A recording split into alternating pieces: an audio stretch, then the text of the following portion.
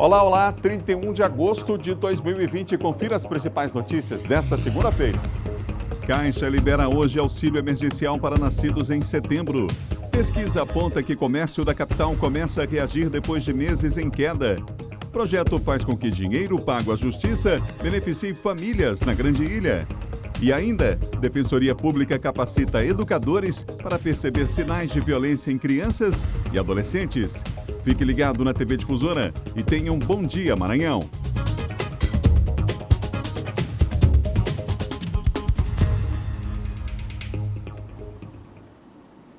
Uma excelente semana, esse é o desejo de toda a nossa equipe aqui do Bom Dia, para você que nos acompanha em todo o estado, viu? É um prazer entrar na sua casa, você que está aí nesse momento acompanhando a programação da TV Difusora, você que já veio aí com o Silvão Alves no Bandeira 2, daqui a pouquinho ele volta para atualizar os principais assuntos da área de segurança. Infelizmente tivemos um final de semana marcado por novos casos de feminicídio e a gente fala sobre o assunto daqui a pouco no Bom Dia também. John Coutrinho vem aí para falar de política e muito mais até às 8 horas da manhã. Muita informação não para aqui na TV Difusora para você. Um bom dia aos amigos em Caxias, em Codó, em Açailândia, em Imperatriz, na segunda maior cidade do estado, acompanhando a nossa programação nessa manhã de segunda. Vamos lá, como eu digo toda segunda-feira, é hora de se encher de esperança e seguir em frente. Vamos que vamos com saúde e muita paz. Você aí que essa semana vai colocar aí o seu currículo embaixo do braço, vai mandar por e-mail acreditando, com esperança de que essa semana você vai se recolocar no mercado de trabalho. A gente fica aqui na torcida para que tudo dê certo, com certeza. Segunda-feira está começando, mais uma semana começando e a gente está junto, hein? Aqui na TV Difusora com muita informação até às 8 horas da manhã, quando chega o primeiro impacto. Nós vamos conferir agora os números da Covid-19 no Maranhão, quando o Brasil, infelizmente, ultrapassou a marca de 120 mil mortos pela pandemia. Na tela os números para você, 151.212 casos confirmados. Esse é o número do último boletim da Secretaria de Estado da Saúde aqui do Maranhão. 8.490 casos ativos, 3.436 óbitos. O número de recuperados ultrapassa 139 mil, são 139.286 casos recuperados. Os novos casos em São Luís e Imperatrizes nas demais regiões. À esquerda você tem aí no canto do seu vídeo 96 casos na Ilha de São Luís, 3 casos novos em Imperatriz e 218 nas demais regiões. Esse é o último boletim divulgado pela Secretaria de Estado da Saúde com os números da Covid-19 aqui no estado do Maranhão. Em todo o país, segundo o Ministério da Saúde, o Brasil registrou nas últimas 24 horas 16.158 novos casos do novo coronavírus, 366 o número de mortes. O número de casos confirmados agora chega a 3.862.311 casos e 120.828 pessoas perderam a vida, infelizmente, por conta da Covid-19. Olha, uma boa alimentação é importante também para melhorar a imunidade, não é? Mas em tempo de pandemia, uma constatação preocupa a gente. A obesidade continua sendo um problema para 50% da população brasileira. A alimentação é parte muito importante da nossa rotina. Afinal, dividimos nosso dia a partir das refeições que fazemos. E nesse momento atípico provocado pela pandemia, a alimentação tornou-se um assunto que merece muita atenção. Verduras, frutas, carnes, diminui muito essa quantidade. Aqui no Maranhão a gente tem uma cultura muito grande de comer muito cuscuz, muito tapioca. Muita gente está comendo tapioca achando que é fit. E não é fit, gente. Tapioca só não tem glúten. Isso é um engano, assim, da maioria. Além de nos manter saciados, os alimentos cumprem a função de nutrir e manter o corpo em bom funcionamento. E ter um consumo adequado pode diminuir, por exemplo, o risco de uma obesidade, que está entre os grandes fatores para o agravamento da Covid-19. Às vezes a gente vê um paciente ficando grave do Covid e fala, nossa, ele não tinha nada, ele só estava um pouquinho acima do peso. Mas o fato dele estar acima do peso, a obesidade em si, já é um fator inflamatório. Então agora, essas pessoas que estão acima do peso, é a hora mais importante da vida para cuidarem da saúde mesmo, para começar a fazer uma atividade física de constância mesmo e colocar uma alimentação mais balanceada, uma alimentação com menos carboidrato, mais feita de produtos naturais mesmo, fruta, verdura, não precisa ser o alimento processado que é diet, que é light, não é essa a alimentação que é a alimentação saudável. Segundo o Ministério da Saúde, pelo menos metade dos brasileiros está acima do peso e 20% dos adultos estão obesos. o que pode dificultar na recuperação em caso de coronavírus. Preciso ficar atento aí à saúde sempre, né? Em especial agora nesse período, vamos continuar cuidando da alimentação, tá bom?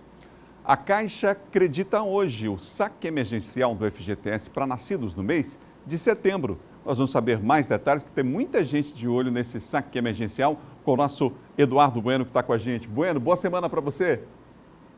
Oi, Adalberto, boa semana para você e para todos que nos assistem. Notícia boa, né? Para quem estava aguardando aí o saque emergencial do FGTS, os R$ 1.045 ou até R$ 1.045 estão disponíveis a partir de hoje para quem nasceu em setembro. Só que tem uma ressalva, viu, Adalberto? Somente pelo Caixa Tem para operações digitais. Nada de saque de verdade, dinheiro na mão aí de fato, ainda não. Isso só vai ser possível para os nascidos em setembro no dia 31 de outubro para saques e transferências. Por enquanto o aplicativo fica bloqueado para essa funcionalidade. Só para a gente lembrar, viu, Adalberto, o saque emergencial foi previsto ou estava previsto numa medida provisória, só que ela caducou, não foi votada pelo Congresso e aí ela acabou caducando, não tem mais efeito, só que a Caixa continuou efetuando os pagamentos e justificou, disse que o governo federal pretende lançar ainda nessa semana ou mais tardar na próxima um decreto, então, autorizando os novos saques. Mesmo com a medida provisória não tendo mais valor, mas a Caixa garantiu que vai continuar efetuando o calendário do saque emergencial das contas do Fundo de Garantia por Tempo de Serviço. Agora a gente também precisa lembrar que para sacar, por exemplo, R$ 1.045, o trabalhador precisa ter um pouco mais que esse saldo na conta, né, na conta do FGTS. E primeiro, Adalberto, os saques são feitos, ou o valor é retirado, primeiro das contas inativas, ou seja, naqueles casos que o trabalhador, por exemplo, pediu demissão e aí ele não teve como sacar o Fundo de Garantia e ficou com aquele dinheiro retido lá. Então, quando a Caixa vai fazer aí o cálculo do valor total para o saque emergencial do Fundo de Garantia por Tempo de Serviço, a Caixa faz aí o cálculo retirando os valores das contas inativas e, por fim, ela passa então para as contas ativas, que é aquela conta quando o trabalhador está vinculado a alguma empresa e essa empresa faz os depósitos aí regularmente. Adalberto, a Caixa tem um balanço aí inicial que cerca de 60 milhões de trabalhadores em todo o país vão receber esses recursos. E ainda falta né? Tem gente que está aguardando ainda. Os nascidos em outubro vão receber só no dia 8 de setembro. Isso significa que vão receber na próxima terça-feira e poderão fazer o saque no dia 31 de outubro. Os nascidos em novembro vão poder fazer o saque no dia 14 de setembro e também aí o saque do dinheiro, de fato, aí mesmo só no dia 14 de novembro. E os nascidos em dezembro vão ter o dinheiro creditado na conta social digital, ou a conta que é feita aí pelo Caixa Tem, aquele aplicativo da Caixa que pode ser baixado em todos os smartphones. Vai ser no dia 21 de setembro, os valores vão ser aí creditados para os nascidos em dezembro e depois a possibilidade de saque, então, fica para o dia 14 de novembro. É importante também o trabalhador se atentar aos valores e principalmente ao calendário de crédito na conta e depois para o calendário de saque, viu, Adalberto? Tem um intervalo que foi determinado pela Caixa justamente para evitar aglomerações, né? Tanto nas agências da Caixa, né? E todo o mecanismo agora é feito através da conta social digital Caixa Tem. Então, você precisa baixar essa conta, precisa, aliás, baixar esse aplicativo para fazer o seu cadastro, ter acesso à sua conta e qualquer problema agora tudo é resolvido pelo Caixa Tem. Você pode ter a possibilidade de ir até a agência da Caixa, mas agora toda a documentação, toda a regularização de contatos é feita pelo Caixa Tem ou através do telefone 111. Eu volto ao estúdio com você, Adalberto Melo. Obrigado, Bueno, pelas informações. Daqui a pouquinho você volta. Prestação de serviço aqui do nosso Bom Dia, são 7 horas e mais 9 minutos, 7 e 9 agora. Você ligado com a gente da região sul, os amigos aí em Balsas acompanhando a nossa programação nessa manhã de segunda-feira. Vamos lá, a semana está só começando. Confira o nosso giro de notícias. Termina hoje o prazo para adesão do Programa de Recuperação de Créditos da Fazenda Municipal de São Luís. O programa oferece descontos de 100% nos juros e multas de débitos com o fisco municipal e descontos graduais a quem optar pelo parcelamento. Este ano, a adesão ao programa é digital. Débitos de INSS, IPTU, alvará, taxas e outros podem ser negociados nos portais da Cenfaz. A pedido do Ministério Público, a Justiça determinou a suspensão da etapa objetiva das provas do concurso da Prefeitura de Riachão para os cargos de nível fundamental, agendadas para os dias 5 e 6 de setembro. A liminar foi deferida em razão de alto índice de transmissão da Covid-19 no município. O Ministério Público compreendeu que a cidade de Riachão não tem possibilidades sanitárias de receber 4.658 candidatos no atual estágio de contaminação. Termina hoje o feirão online da Serasa para a renegociação de dívidas. Além de limpar o nome dos consumidores, o feirão oferece até 98% de desconto em dívidas, que vão de R$ 200 a R$ 1.000. Para participar, os consumidores deverão acessar o site da Serasa ou baixar o aplicativo no celular, digitar o CPF e preencher um breve cadastro. Se o consumidor preferir o atendimento presencial nos Correios, as mesmas condições de negociação estão também sendo oferecidas. São 7h10. A gente fala agora sobre a violência contra a criança e o adolescente. Uma das formas de combater o problema é ficar alerta para os sinais de violência. E nesse aspecto, os educadores têm um papel fundamental. De acordo com dados do Anuário Brasileiro de Segurança Pública de 2019, a cada hora no país, 4 meninas de até 13 anos são estupradas e 75,9% das vítimas possuem algum tipo de vínculo com o agressor. A psicopedagoga Cristiane Lima lembra que é preciso atenção aos sinais. É muito importante observar o comportamento da criança e também o comportamento do agressor. Se você observar que há, por exemplo, por parte do possível agressor, uma proximidade excessiva, um cuidado excessivo que não existia antes, se a criança se torna muito retraída, se a criança evita companhia de determinadas pessoas, se a criança não gosta de ficar sozinha, tudo isso tem que ser observado, qualquer tipo de mudança de comportamento. Sinais estes que podem ser percebidos por pessoas que são capacitadas como multiplicadoras em uma campanha de conscientização da Defensoria Pública do Estado, que foca principalmente em profissionais da educação. Capacitamos multiplicadores sociais para identificar casos de violência e também para saber fazer a denúncia e os encaminhamentos corretos. É uma perspectiva de atuação da Defensoria Pública, tanto na educação de direitos, como na prevenção a esse tipo horrível de violência que tem que ser tratada de forma prioritária pelo Estado e pela sociedade. No ambiente escolar, este gestor diz que é possível desenvolver um trabalho eficaz. Nós temos assistentes sociais e a equipe de psicólogos. A partir do que, porventura, apareça como um quadro ou um sintoma vindo de um aluno, isso logo é direcionado à coordenação e a coordenação faz esse fluxo junto com a equipe multidisciplinar de atendimento. Dependendo da gravidade do caso, aí entra no o papel importantíssimo da Defensoria Pública para fortalecimento, da proteção desse adolescente, dessa criança. Importante essa iniciativa da Defensoria Pública do Estado, viu, gente? Os educadores têm um papel fundamental, assim como os profissionais da área de saúde, para identificar esses sinais de violência sexual contra crianças e adolescentes. Parabéns também ao Conselho Tutelar e aos Conselhos Municipais da Criança e Adolescente pelo trabalho que tem feito. Geralmente a porta de entrada é o ponto de contato com a família ou com aquelas pessoas vizinhos, pessoas que denunciam situações de violência sexual contra crianças e adolescentes, um problema sério que a gente precisa enfrentar e falar, inclusive, nas escolas em especial e na família. É preciso falar sobre o tema. São 7h13. O comércio da capital começa a reagir depois de meses em queda. Uma pesquisa aponta, trata exatamente desse assunto e a gente vai ver agora na reportagem. No principal centro comercial de São Luís, o fluxo de consumidores é grande. Nas lojas, o entra e sai também é intenso. As imagens falam muito mais que qualquer palavra. A população cada vez mais tem enfrentado o medo do novo coronavírus e tem ido às compras. A Letícia, por exemplo, precisou ir ao centro para comprar o material escolar dos filhos. As crianças voltaram para a escola, teve necessidade de material, mochila, então eu tive que inevitavelmente vir. O Joelson também aproveitou a manhã de sábado para ir até a Rua Grande. Brinquedo para o meu amigo e um liquidificador. Fica inevitável a gente dar uma volta aqui para poder fazer alguma compra, porque lá onde a gente mora não tem o que a gente precisa. Após 3 meses de quedas consecutivas, em maio, junho e julho, o índice de intenção de consumo das famílias de São Luís apresentou saldo positivo em agosto de 3,3%. De acordo com o levantamento feito pela FEComércio, as perspectivas da retomada de empregos impulsionaram esse crescimento. E esse crescimento da intenção de consumo se dá principalmente pela variação do consumidor com relação à sua perspectiva profissional. Esse subitem da pesquisa cresceu 9,7% em relação ao mês anterior.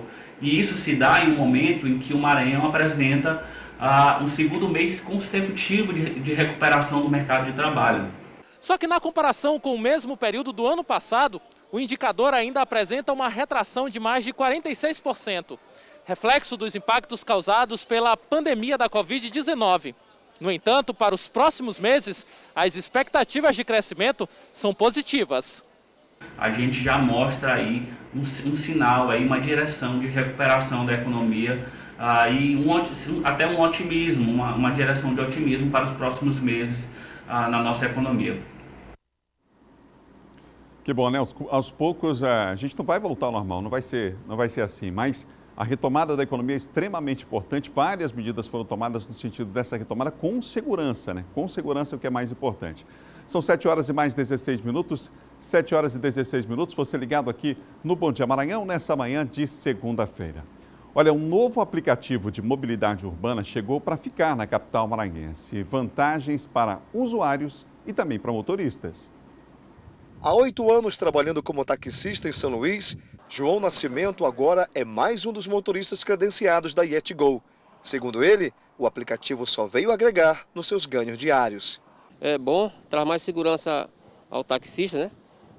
O passageiro é cadastrado na Yetgo e traz mais segurança e a renda é muito mais, né? Um pouquinho mais que a gente tem, né? Porque além de ser taxista, a gente trabalha no aplicativo com segurança. O aplicativo de mobilidade urbana pode ser baixado pelo Play Store ou pelo App Store. Recém-chegado na capital maranhense, a cada dia vem conquistando usuários que precisam usar uma operadora de aplicativo de transportes. A Yetgo tem operações em várias capitais do Norte e Nordeste e agora com extensão para o Sul e o Sudeste, além da operação internacional em Santiago, no Chile. O gerente comercial da Yetgo comenta que o aplicativo tem 4 opções de veículos, como o comum, luxo, táxi e moto, uma vantagem para os usuários. O usuário, sem dúvida alguma, não sofrerá susto no momento de pagar a condução da sua viagem aqui em São Luís. Tá? A Yetgo não possui tarifa dinâmica, tá? Portanto, a corrida que você fizer, a corrida que você estimar é o valor que você vai pagar no final. Essa é uma das principais vantagens. Para quem quer se tornar um motorista cadastrado, segundo o gerente, só vantagens, sem prejuízos no bolso. O motorista estiver trabalhando conosco, 100% do faturamento é seu. Tá? Hoje a Yetgo não está cobrando absolutamente nada. Sempre realizou a corrida 10, 20, 30, 50 reais, a empresa não está cobrando absolutamente nada nesse momento para ajudar a movimentação da economia. Walter ressalta que o aplicativo, além das categorias, existe um diferencial, uma categoria somente para as mulheres. Você, mulher, usuária de aplicativo de mobilidade, você tem uma categoria todinha sua, tá?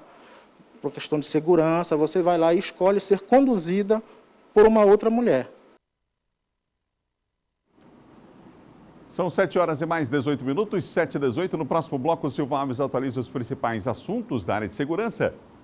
E mais, você vai ter informações do trânsito em São Luís e também em Imperatriz. Aliás, a gente vai para o intervalo, mas mostra, inclusive, já a Avenida Pedro II em Imperatriz, gente. Uma importante avenida está de Imperatriz nesse momento. Por enquanto, movimentação ainda pequena. Essa é a avenida em Imperatriz, que a gente mostra ao vivo, Pedro II para você, ao vivo agora em tempo real, tá bom? Nós voltamos já, depois do intervalo, um instante só.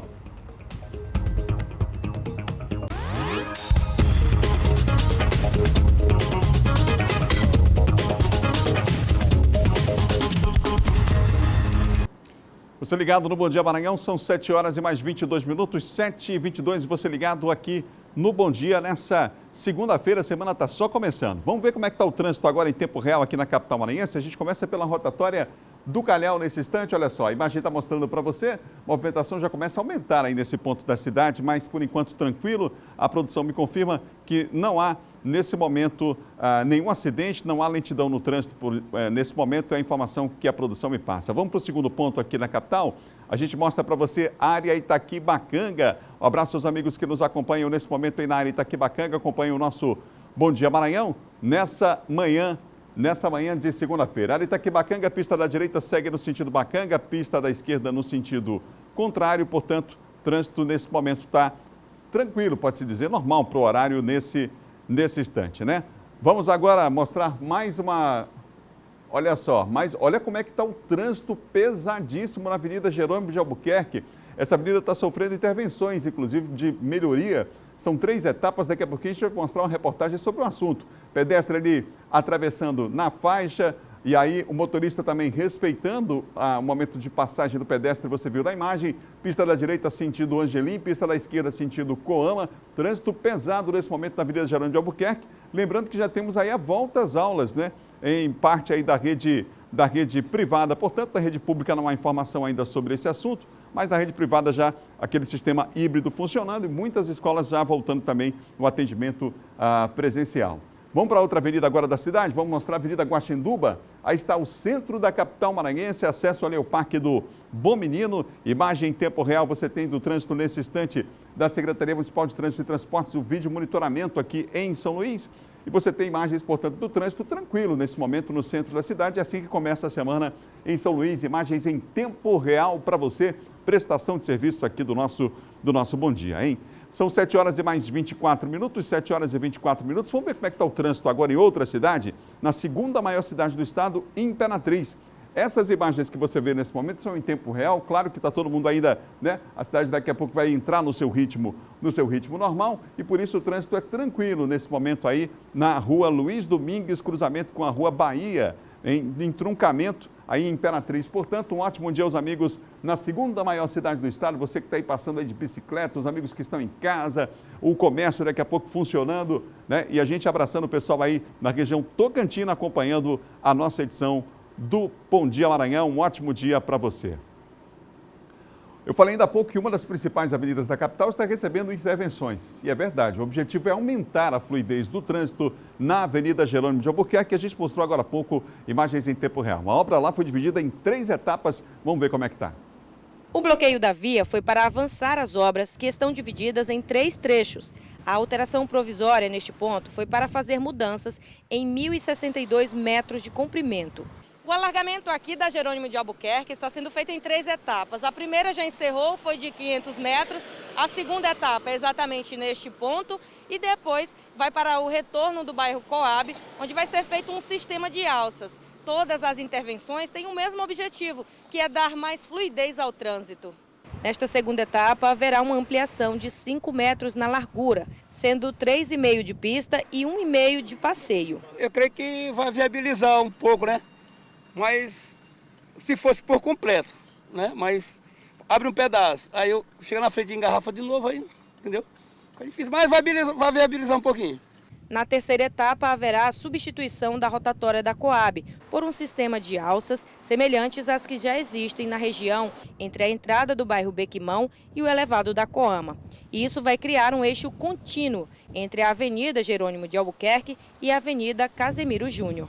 Vai melhorar se for lá na frente, abrir lá na frente, que aqui vai ficar bom. Mas o negócio está lá na frente. Dá uma melhorada, sim. Intervenções, portanto, na Avenida Jerônimo de Albuquerque, uma das mais movimentadas, uma das principais aqui da capital maranhense, não é? São 7 horas e 26 minutos, 7h26.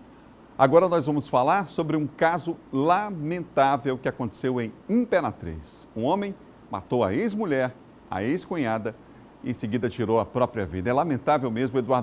O Eduardo Bueno, tem outras informações para nós sobre esse caso. Infelizmente não foi o único caso, Eduardo, no fim de semana de feminicídio, né? Lamentavelmente.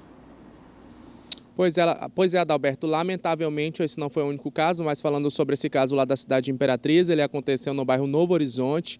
As vítimas foram identificadas como Daiane da Mota Bandeira Oliveira e a Graciane da Mota Bandeira. As duas foram assassinadas pelo ex-companheiro da Daiane, viu? Ele não aceitava o fim da relação e ontem à tarde ele decidiu ir à casa da ex-companheira. Ao chegar no local, a irmã da vítima também estava lá e os vizinhos disseram à polícia que ouviram disparos de arma de fogo. Depois de assassinar a ex-companheira e a ex-cunhada, ele tirou a própria vida, Adalberto, utilizando a mesma arma do crime. Agora o inquérito policial deve ser instaurado lá na cidade de Imperatriz para apurar, então, tudo o que aconteceu, como é que era esse relacionamento da Daiane com esse rapaz que não teve a identidade revelada. Volto ao estúdio com você, Adalberto Melo. Tá, Eduardo Bueno, portanto, ao vivo, falando com a gente sobre esse caso aí de Imperatriz. A gente continua falando agora de segurança aqui no Bom Dia.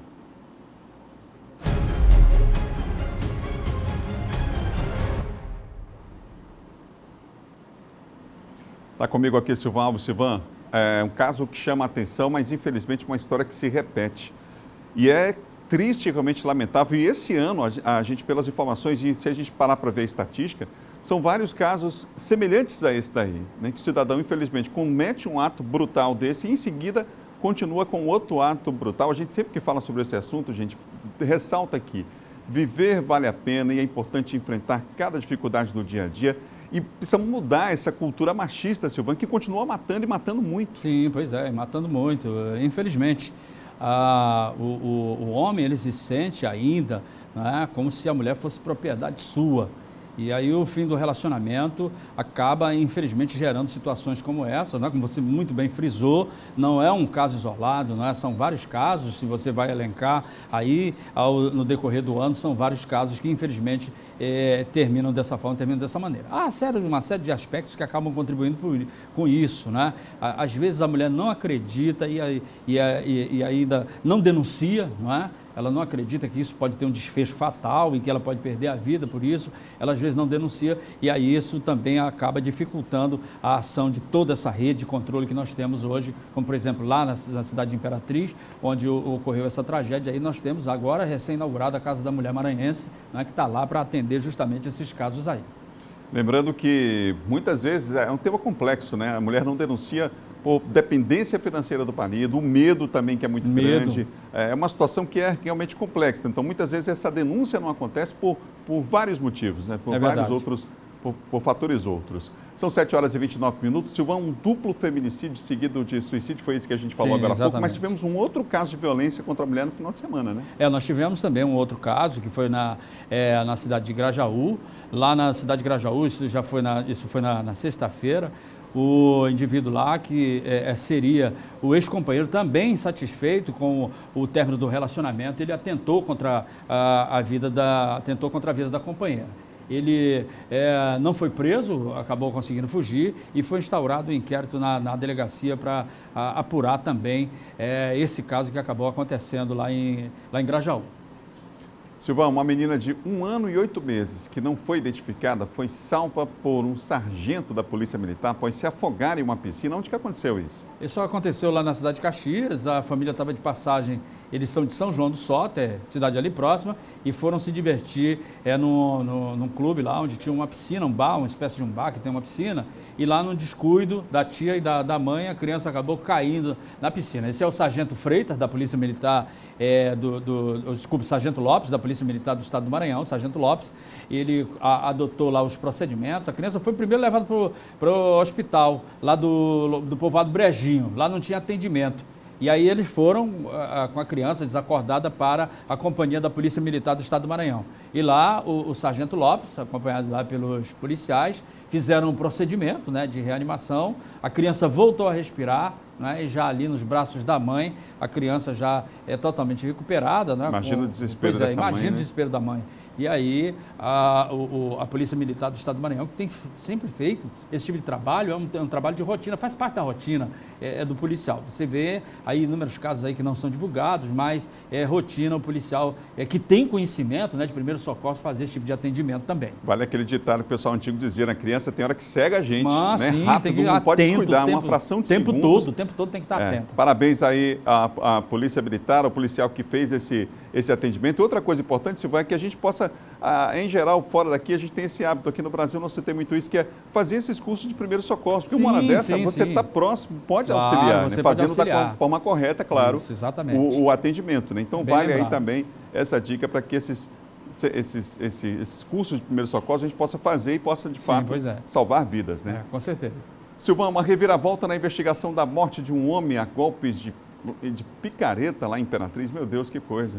Esse caso aconteceu no mês passado e a principal suspeita, inclusive a senhora de 81 anos, ela chegou a ser autuada em flagrante. Esse é o Adão, que no caso foi a vítima. Ele chegou em casa e o crime aconteceu durante a madrugada e a companheira do Adão, né, aproveitando o fato da mãe dele, a idosa, ter problema de Alzheimer, ter problemas mentais, ela cometeu o crime e apontou a sogra como a autora do crime. Tanto é que essa senhora, como ela tem problemas mentais, ela foi autuada em flagrante, conforme determina a lei, chegou a ser presa, autuada em flagrante, e aí os delegados mandaram o caso para a justiça, porque ela se tratava de uma pessoa com problema de Alzheimer e problemas mentais, e começaram a investigar, mesmo acreditando que ela não tinha a força para usar uma picareta. Imaginei essa situação. Para usar uma picareta e aplicar vários golpes no Adão. E aí, na investigação, o Departamento de Homicídio lá de Imperatriz acabou conseguindo chegar à esposa do Adão, que eram os 3 que estavam na casa,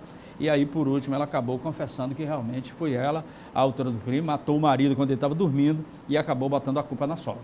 Já era possível imaginar ali já uma situação exato. de A polícia não acreditou nessa versão, a incapacidade da idosa, né? A incapacidade da idosa. A polícia não acreditou no primeiro momento, mas era o que tinha para se trabalhar no momento, e aí o delegado fez a lavratura do auto de prisão em flagrante, mas continuou trabalhando com a equipe do Departamento de Homicídio até descobrir, na realidade, com provas, né, contrapondo as informações que ela tinha prestado, e aí acabou obrigando essa senhora a confessar o crime da morte do próprio marido. Lamentável. Silvana, obrigado pela participação aqui. Amanhã você volta cedinho, 6 da manhã, com o nosso Bandeira 2, né? Isso mesmo. Obrigado, Alberto. Bom dia, boa semana a todos. Te espero amanhã aqui em sintonia de novo. Você vê pelas cores aí, né? Parabéns pelo bom gosto aí na gravata.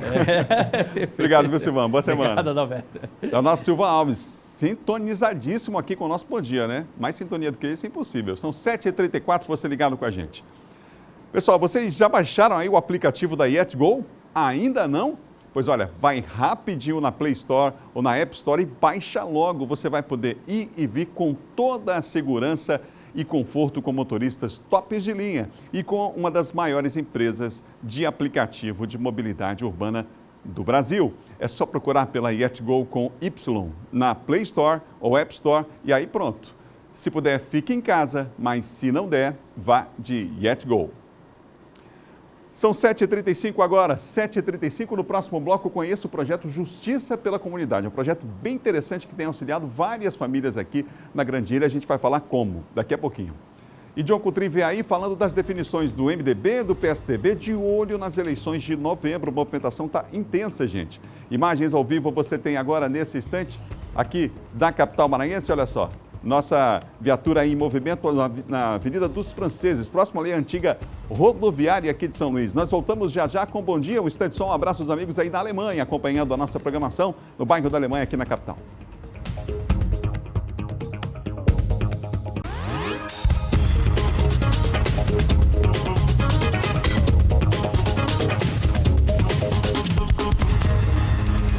Já estamos de volta rapidinho com o nosso Bom Dia Maranhão. São 7h38, gente. 7h38 agora. A capital maranhense está prestes a completar 408 anos de fundação, não é? Nesse fim de semana, o presente veio em forma de entrega de obras no bairro do Vinhais. A revendedora Perolina acompanha as inaugurações com alegria. A praça em frente à casa dela será a próxima a ser inaugurada. Nós estamos felizes, muito bom, maravilhoso. Vai mudar muito, porque aí a gente vai ter onde caminhar, né? É tudo melhor. As 3 novas praças inauguradas têm pista de caminhada, academia ao ar livre e acessibilidade. É interessante olhar o antes e o depois, o que era este espaço aqui e a transformação que foi feita por parte da Prefeitura de São Luís com a entrega destas obras no dia de hoje. Nós temos outras praças também espalhadas em vários pontos da cidade que nós estamos executando com a previsão de entrega todas com a permissão de Deus ainda neste ano. As obras são coordenadas pelo Instituto Municipal de Paisagem. Representa uma mudança radical na vida dessas pessoas que tinham espaços degradados e hoje é que eles têm espaços extremamente ambientados, que vai valorizar as suas casas, que vai dar uma melhor qualidade de vida. A entrega das praças do Conjunto Vinhais faz parte da programação comemorativa dos 408 anos de São Luís. No próximo sábado, outros pontos importantes da capital também serão entregues e revitalizados. Somente no Vinhais foram 8 praças recuperadas. Mercados e estádio também estão no cronograma de aniversário da capital. Nós estamos devolvendo ele totalmente reformado, a primeira reforma estrutural que o estádio passou ao longo de todo esse tempo, ficou muito bonito. No dia 8 nós estaremos entregando o Mercado das Tulhas também, que fica na região central da cidade, também tem toda a sua história. Nós estamos aí deixando um grande legado também no que diz respeito às intervenções de mercados. A maior intervenção de mercado que já aconteceu na história da cidade está acontecendo conosco agora.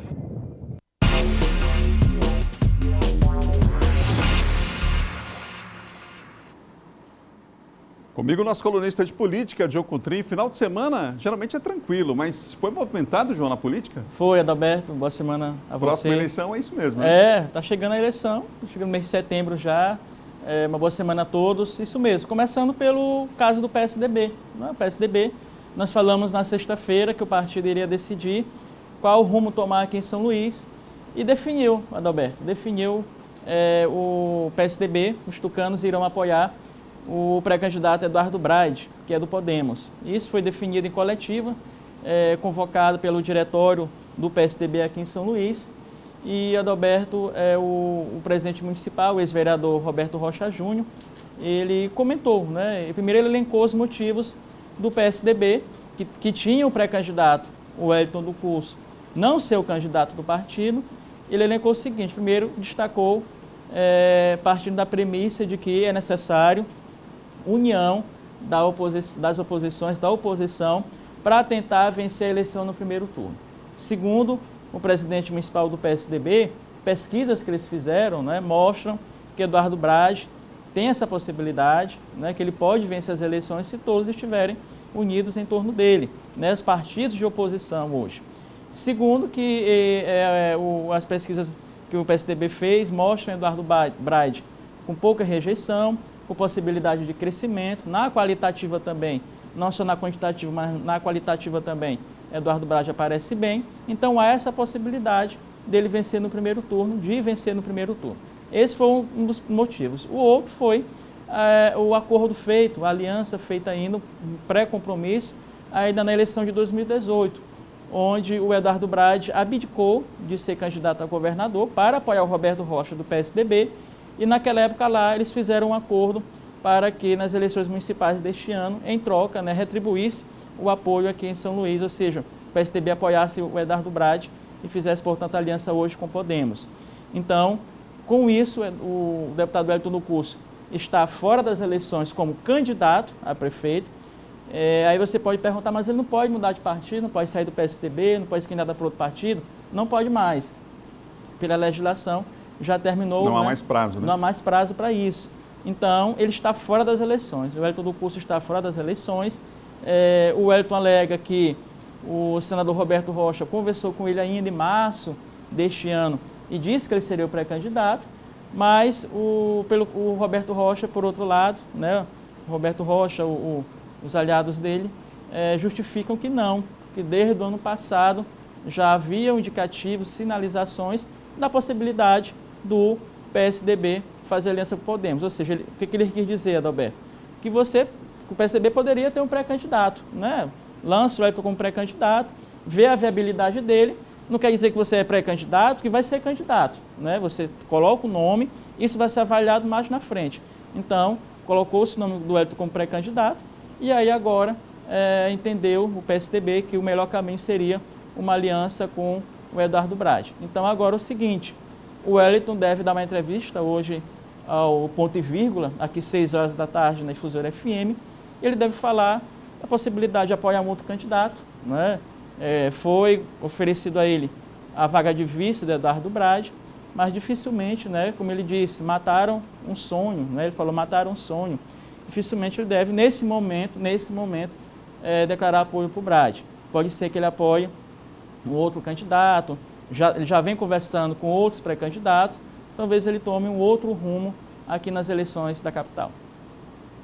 Ô, João, agora vamos falar do MDB, que está anunciando aí para hoje, o dia final para tratar das questões do rumo que o partido vai ter nessa eleição de novembro aqui na capital?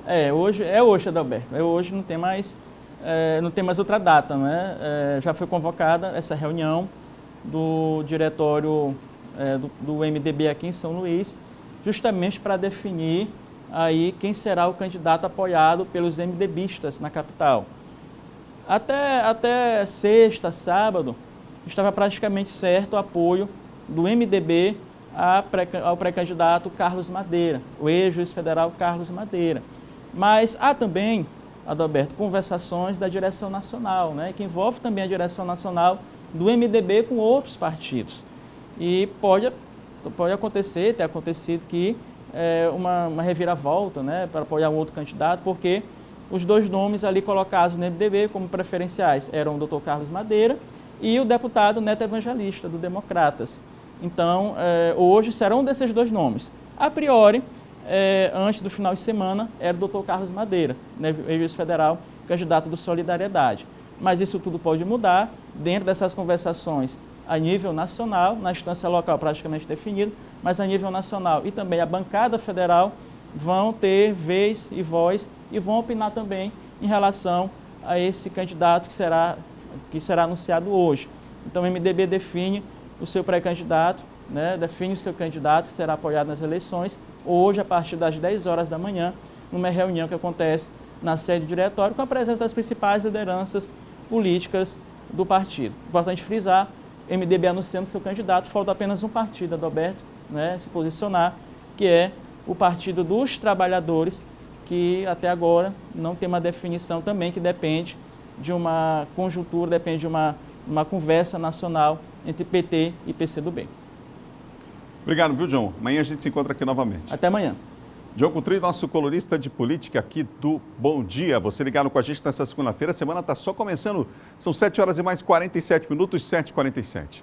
Olha, o Corpo de Bombeiros de Codó iniciou um trabalho de conscientização para prevenir queimadas.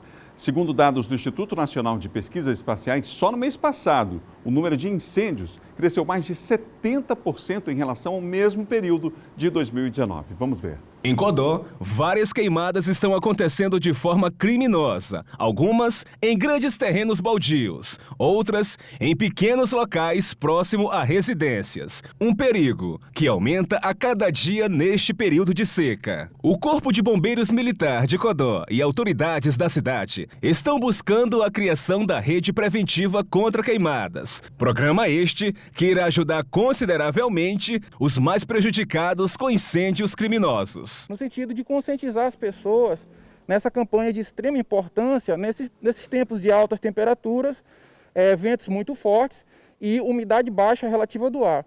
A gente percebe que a vegetação fica seca e a população deve se conscientizar e não tocar fogo tanto em lixo quanto também na vegetação para fazer a limpeza do seu terreno. O capitão Belo também falou sobre as recomendações e os cuidados que as pessoas devem ter em relação a qualquer tipo de incêndio e destacou a importância das denúncias que devem ser feitas contra estes casos. A recomendação é acionar nosso número 24 horas, bombeiros militares aqui da cidade de Codó, que a nossa regional é Timbiras, Coroatá, Alto Alegre, Capizal do Norte e também Governador Acha Gonçalves Dias. Você, com uma reserva de água próxima da sua casa, você vai prevenir que essa palha da sua casa incendeie. São terrenos baldios como estes que ficam mais vulneráveis a qualquer tipo de queimada, principalmente neste período de seca. É o que podemos presenciar nesse momento aqui no bairro São Sebastião.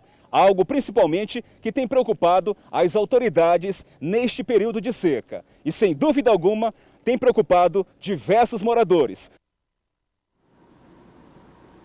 A preocupação é grande mesmo, em especial nessa época do ano. Você vê um aumento de 70% em relação ao ano passado. Nós vamos ver como é que está o tempo agora em Imperatriz, na segunda maior cidade do estado. Imagens são do climaauvivo.com. Imperatriz hoje com céu parcialmente nublado, baixa probabilidade de chuva. Olha que bela essa imagem, hein? A temperatura mínima hoje lá em Imperatriz, você vê aí, bela imagem do rio Tocantins, a cidade banhada pelo rio Tocantins. Mínima hoje 20 graus, a máxima de 37 graus. Que bonita essa imagem, bem do alto aí para ter uma noção da cidade. Lá embaixo, claro, o dia a dia, a cidade vai iniciando a sua segunda-feira, iniciando a sua semana, vai acordando, na verdade, como bem disse o nosso Eduardo Bueno. E a gente tem aí imagens, portanto, em tempo real de Imperatriz. O céu tá bonito aí em Imperatriz. Vamos com imagens ao vivo agora da capital maranhense de São Luís. Vamos ver como é que é a previsão do tempo para hoje. Olha só, você tem imagens ao vivo de São Luís hoje e temos a capital com previsão para hoje em São Luís é de tempo nublado com possibilidade de chuva rápida e isolada, hein? A mínima hoje é de 25 graus e a máxima de 32 graus. O sol já está brilhando, brilhando forte aqui na capital de todos os maranhenses. Você vê nessa imagem ao vivo aqui da nossa capital. Vamos agora com imagens de Açailândia, porque por lá, mais uma vez, com imagens do clima ao vivo, a gente confere a previsão do tempo. Hoje em Açailândia, sol com algumas nuvens e não chove. A mínima é de 34 graus e a máxima de 39 graus e algumas nuvens de chuva. Você vê aí ao fundo nessa imagem de Açailândia, né? Dá a sensação de que realmente a chuva pode cair a qualquer momento, mas a previsão para hoje é essa. Sol com algumas nuvens, mas não chove, segundo o Laboratório de Meteorologia da Universidade Estadual do Maranhão. Máxima e mínima na tela. Um abraço aos amigos dessa próspera cidade de Açailândia, acompanhando a nossa programação com a gente, cidade de gente trabalhadora, né? Muitas empresas instaladas lá em Açailândia. O pessoal cedinho já vai chegando, já vai ligando a TV aqui na Difusora e a gente agradece essa audiência que só cresce. Vamos a mais 3 cidades aqui no nosso mapa. Parceria com o LabMet, Laboratório de Meteorologia da Universidade Estadual do Maranhão. Caxias, São Bento e Barreirinhas. Caxias com céu parcialmente nublado, baixa probabilidade de chuva, a mínima é de 21, a máxima é de 34 graus em Caxias. São Bento, na Baixada Maranhense, céu parcialmente nublado com possibilidade de chuva isolada, inclusive. A mínima é 25 em São Bento, 32 é a máxima. E agora a gente vai para Barreirinhas, portal de entrada dos Lençóis Maranhenses. Por lá, céu parcialmente nublado com possibilidade de chuva isolada em Barreirinhas. Mínima de 23 e a máxima é de 33 graus. E claro, a sensação térmica é maior, a gente sabe disso, né? Vamos em frente. Olha, beneficiários do programa do Cheque Minha Casa começaram a receber no fim de semana os recursos para as reformas dos imóveis, não é? Até o final do ano, 2.000 famílias serão contempladas. Dona Domingas acordou cedo para receber a primeira parcela do benefício no valor de R$ 2.500. A casa dela já apresentava sérios problemas estruturais.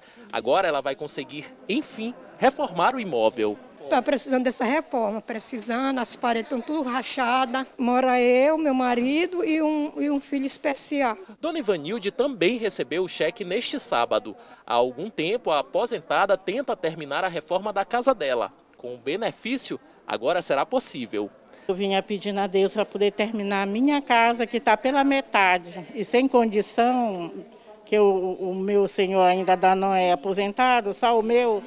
Aí não dá, então eu orei, pedi a Deus e Deus mandou em boa hora. A entrega dos cheques ocorreu durante todo o sábado na sede da Secretaria de Cidades, no bairro do Monte Castelo.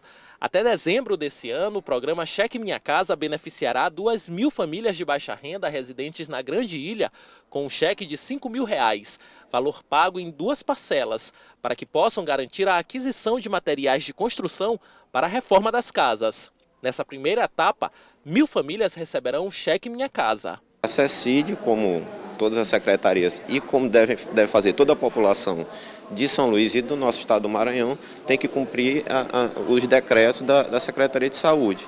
E a gente faz o máximo para evitar aglomeração. Então, diluímos a entrega para atender todo mundo da melhor maneira, com o distanciamento que é necessário. Mandar um abraço pessoal que acompanha a gente, a Núbia Santos, a Lenise Costa, o Ricardo Max, a Cleidiana Lira com a gente também acompanhando a nossa programação nas plataformas digitais. O Bom Dia encerra hoje com uma ótima notícia. Mais de 2.000 famílias estão sendo beneficiadas com um projeto que direciona valores pagos à justiça para a alimentação de quem tanto precisa. A nossa equipe foi conhecer de perto uma das entidades beneficiadas. O Lar de José atende atualmente 15 crianças e adolescentes que foram expostos a algum risco e retirados do convívio familiar. Esta instituição faz parte de um projeto onde famílias recebem doações através de um cartão virtual para a compra de cestas básicas e materiais de higiene. Uma forma de chegar às famílias necessitadas diante da pandemia, uma ajuda. E aí o Lar de José foi escolhido com mais 2 outras instituições. A segunda verba se descentralizou essa ação e conseguiu que essas instituições servissem de guarda-chuvas, que elas pudessem ajudar outras instituições vinculadas à VEP. O Lar de José também intermedia o atendimento a outras famílias. As 50 famílias atendidas pelo Lar de José fazem parte de um grupo de 2.000 que são atendidas no projeto Justiça pela Comunidade da 2ª Vara de Execuções Penais. O interessante é que o dinheiro aplicado nessas ações vem das penas alternativas. O juiz Fernando Mendonça explica que o ticket virtual é uma boa saída durante a pandemia, por conta de restrições sanitárias. O projeto é uma boa alternativa para a aplicação de recursos. Uma coisa que é para nós muito gratificante, porque além da gente estar contribuindo para que a sociedade veja o pagamento da pena por parte da pessoa que foi condenada, sim, ao mesmo tempo também leva para a instituição condições dela poder alimentar algum tipo de trabalho, de projeto, de ação social na sua própria comunidade. As famílias têm responsabilidades de ajudar a identificar outras em situação de vulnerabilidade e aumentar o alcance das ações. A partir da gente, tem uma série de organizações de base, essas organizações de base que têm mais contato direto com as famílias, elas mapeiam as famílias, acompanham as famílias, conhecem em mais profundidade as famílias. Que boa ideia, hein, gente? Parabéns aí ao juiz, a todos os envolvidos nesse projeto. Não é uma prestação de contas rigorosa. As entidades que foram escolhidas não foi por acaso, são entidades idôneas. E que bom que o projeto está funcionando e as pessoas estão sendo beneficiadas. Vê como é simples, né? Às vezes uma ideia, não precisa ser complexa, né? Quanto mais simples, melhor a ideia, né? Que bom, de parabéns a todos os envolvidos. A intermediação do projeto é feita pelas Obras Sociais Lar de José, o Instituto Maranhão Sustentável, a Luzenice que falou agora há pouco, inclusive, é do Instituto Maranhão Sustentável, e o Instituto Boas Novas. Para saber como aderir ao projeto e contribuir com as doações, basta entrar em contato com os telefones que a gente mostra na tela para você, lá da 2ª Vara de Execuções Penais de São Luís. Os telefones são 989-8819-4050, 8819-4050. E o outro telefone é o 989-9944-6777. 9944, está na tela, 6777. Uma bela ideia, a gente já começa a semana inspirado aí por essas boas notícias. O Bom Dia começou com a boa notícia da liberação da Caixa, do auxílio emergencial, e encerrou com outra boa notícia, esse projeto aí, Justiça nas Comunidades. Muito bom, e a gente fica por aqui. Amanhã a gente volta às 7 horas da manhã, depois do Bandeira 2, tá bom? Bom Dia termina agora, vem aí o primeiro impacto. Outras notícias você confere do nosso portal MA10. A gente vai encerrar hoje com imagens da capital. Vamos ver as imagens na tela? Imagens para você da capital maranhense, olha só. Olha com as imagens que a gente encerra hoje o nosso Bom Dia, prometendo voltar amanhã sem falta.